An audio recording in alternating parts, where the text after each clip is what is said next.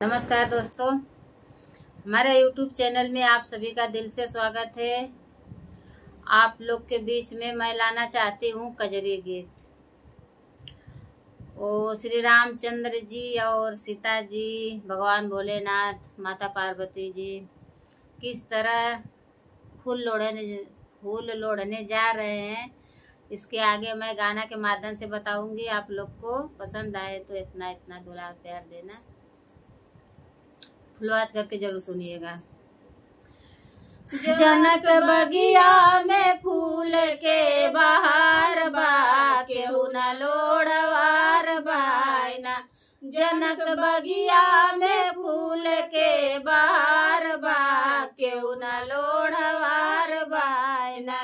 फूलवा लोढ़ राम दानी साथ सीता और रानी। फूलवा लोढ़ राम दानी संग सीता और रानी। उनके हाथवा में धनुष के निशान बा, केहू न लोढ़वार बायना। उनके हाथवा में धनुष के निशान बा, केहू न लोढ़वार बायना। जनक बगिया में फूल के बहार बा, केहू न लोढ़वार बायना। जनक बगिया में फूल के बहार बा, केहू न लोढ़वार बायना। फूल लोढ़े भोला रानी, उनके साथ गौरा रानी। फूल लोढ़ भोला दानी, उनके साथ गौरा रानी। उनके हाथवा में डमरू के निशान बा, केहू न लोढ़वार बायना। उनके हाथवा में डमरू के निशान बा, केहू न लोढ़वार बायना। जनक बगिया में फूल के बहार बा, केहू न लोढ़वार बायना। जनक बगिया में फूल के बहार बा, केहू न लोढ़वार बायना।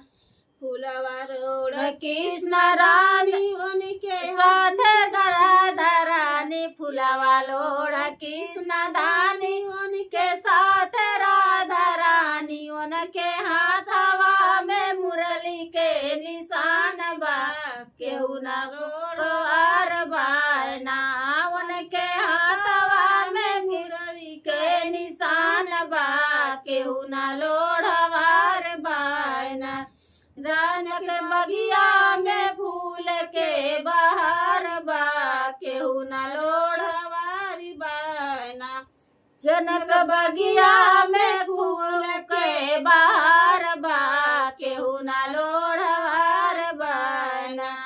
फूलवा लोढ़ विष्णु दानी, उनके अंग लक्ष्मी रानी। फूलवा लोढ़ विष्णु दानी, उनके संग लक्ष्मी रानी। उनके हाथवा में चक्र के निशान बा, केहू न लोढ़वार बायना।